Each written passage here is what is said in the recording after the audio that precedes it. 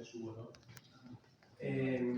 Lui, prima di creare questo blend ha voluto vinificare singolarmente ogni varietale, quindi toccare Sauvignon, Pinot Bianco, Verduzzo, assaggiarli. Dopo 2 anni ha cominciato a vinificarli e assemblarli da vino, e dopo ho cominciato a assemblarli da mosto, e dopo ho cominciato a raccogliere tutto insieme, fare macerazioni insieme, e dopo dal 2008 ho cominciato a mettere anche il raso.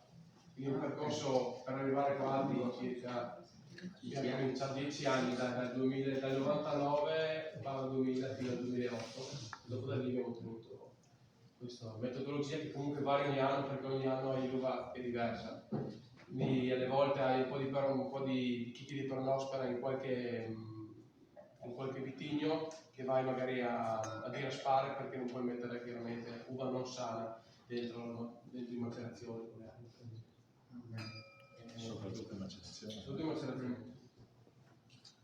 Questo è, diciamo, il nostro macerato. Noi partiamo con i macerati da questo vino qua, diciamo, l'altro comunque un po' di meno macerazione. Quanto fa questo in Si fa degli 8-12 giorni, però ha molta più concentrazione di piante rispetto al Cabernet, che è un po' più...